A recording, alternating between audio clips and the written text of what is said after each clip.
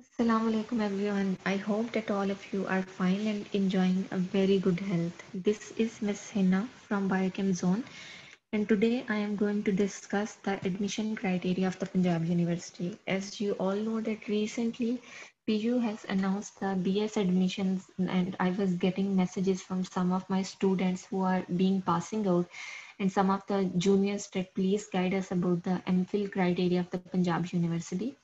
So I thought that rather to email or to text you individually, I should make a video and share it with you. So today I will discuss the admission criteria of these different departments of the Punjab University. Among these, the first department is School of Biological Sciences, SBS. The second one is Center for Excellence in Molecular Biology, CEMB. The third one is Center for Applied Molecular Biology, CAMB. The fourth one is Institute of Biochemistry and Biotechnology, IBB. And fifth one is Department of Microbiology and Molecular Genetics. I hope that most of you must have heard these names during your research or during your coursework from some of your seniors or your teachers. And today I will discuss that how you can apply in these different departments and what is the normal test pattern of these departments for the MPhil. But first of all, I will cover the aggregate policy, and this aggregate policy applies to the all disciplines of the Punjab University or the all departments of the Punjab University. That out of the 100 merit marks, the 40 marks will be of your previous academics. For example, the marks of your metric, intermediate, BS, BSc, MSc, and if you are applying for the PhD, then of course MPhil marks will also be added in these 40 marks. 40% of the marks will be of your entrance test, 10% of the interview, 5% of the publication, and 5 for the experience.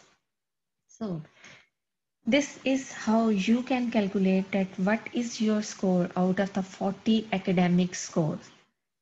For example, if a student has 70% marks in the metric, then 8.5 out of the 10 marks will be added in these 40 marks. Similarly, if any one of you have more than 80% marks in intermediate, then 10 by 10 marks will be added here. And for BS, you can see the CGPA and then you can add your marks here. For example, if your CGPA is 3, then marks will be 15. If the CGPA is 3.4 and above, the marks will be 17. And if CGPA is 3.8 or above, 20 by 20 marks will be added here. So I will first suggest that please calculate that what is your score out of these 40 marks, so you can get an idea that how much you have to prepare yourself for the test. So similarly for the PhD, the marks will be same 40, but the percentages will be different. 8 for the metric, 8 for the inter, 16 for the BS, and the 8 for MPhil. So after calculating your merit marks, let's move toward these different departments that what are generally the type of the questions they ask in their test.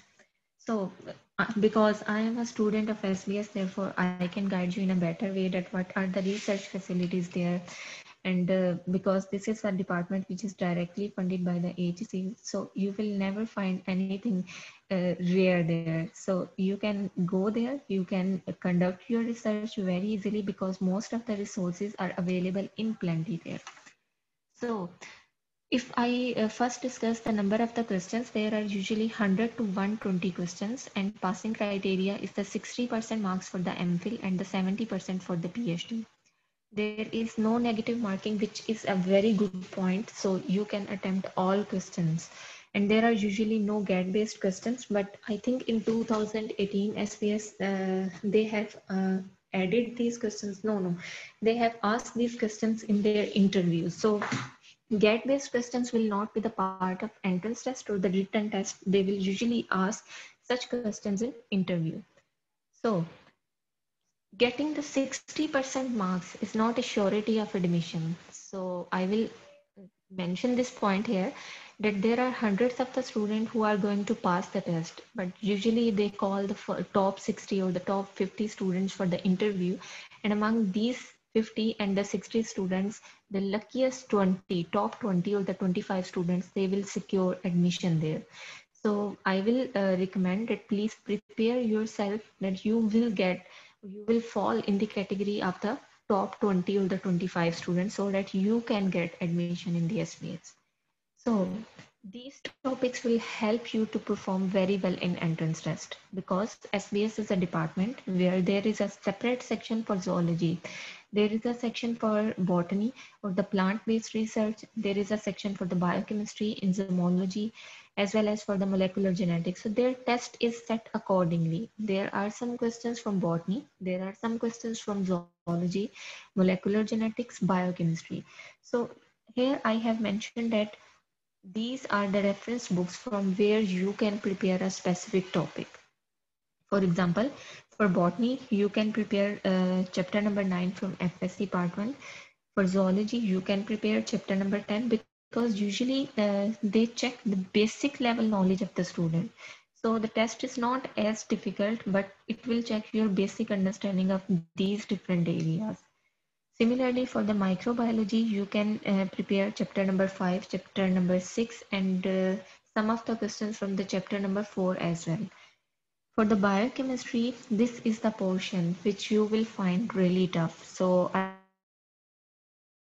will suggest that please prepare these topics from Lehninger or Alberts. And because in the last semester I have been teaching biochemistry 1 and the biochemistry 2, where I have covered these topics: carbohydrate, lipid, lipoprotein, cholesterol, and their metabolism, proteins, their structures and their functions, enzymes, and molecular biology and cell biology. So you can find most of these topics on my channel as well. And if you find anything difficult, you can simply leave a comment or you can ask me to make a video so that I will share the major points or the major concepts about these topics so you can prepare very easily. The second department is the Center for Excellence in Molecular Biology. And here you can see that the number of the questions, they will vary year to year. 60% is the passing criteria for MPhil and 70% for the PhD. And the third point is very important. There is negative marking in the CAM test. So I will suggest that please, if you are not sure about the answer of a particular question, please don't attempt it because it is going to be graded as negative. And there are 20 to 25% questions or 20 to 25 questions from the GAT portion. For example, these questions could be just like analytical questions, quantitative reasoning. These questions may be some type of the journal knowledge, or sometimes they ask the names of the ministers like education minister, health minister, director CAM, VCPU. So these are the common names which you should prepare before the test. Similarly, molecular biology and molecular genetics, particularly SNPs, STRs, recombinant DNA technology, and I will suggest that please prepare the chapter number 23rd. Yes, chapter number 23rd from the FSC Part 2 book, where there is a table in which the first GMO plant, first GMO animal, and similarly some other genetic engineering related questions are mentioned. So you can prepare chapter number 23 from the FSC Part 2 for the GMOs knowledge. Similarly, for virology and immunology, you can prepare the chapter number 5 and chapter number 6 of the FSC, and similarly some basic knowledge about the antigens, antibodies, types of the antibodies, their valency and abundance. These are the common questions they usually ask in the entrance test.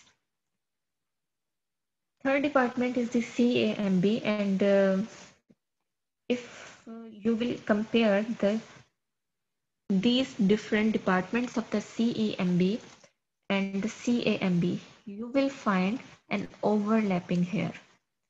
Molecular biology, virology, molecular genetics, and plant biotechnology. All these disciplines are also offered by the CAMB, but there is a separate department of the forensic sciences. So you can prepare the entrance test for the CEMB and the CAMB by keeping the same contents in your mind, and you can prepare the same topics for the both department. The number of the questions in the test are 100 or the 120. Passing criteria is the 60% for the MPhil and the 70% for the PhD. And the negative marking, it depends upon their criteria. Sometimes they consider negative marking and sometimes not. And yes, there are GAT-based questions again, same as I have mentioned previously for the CEMB. The last is IBB, Institute of Biochemistry and Biotechnology, and they usually ask 100 to 120 questions in their entrance test. Passing criteria is again the same, 60% marks for the MPhil and the 70% for the PhD. There is no negative marking, and the GAT-based questions are 20 to 25% of the test. IBB will give you a tough time because this is the department, as I have mentioned in my first slide, that this is a department which offers undergraduate programs as well. So you will find some of the questions which are related to the concepts of the biochemistry and the biotechnology. So you have to prepare carbohydrates, lipids, proteins, their classification, metabolism, and functions. And again, I will refer here that you can find these contents on my channel. And if you want to prepare these topics in detail, you can refer to the Lehninger and Alberts. Similarly, these are some common points. For example, you must know the functions of different dyes, Congo red dye, bromophenol blue dye, and some of the questions related to the analytical techniques which are normally used in the biochemistry or biotechnology. So I hope that this video will be helpful for you, and once you will appear in the entrance test and you will perform very well there, I will make another video in which I will compare the research facilities of these four different departments so that you can get a better idea that where you should enroll yourself. So okay, Allah Hafiz. And if you have found this video really helpful for you, you can like and share this video with your friends. Thank you so much. Allah Hafiz.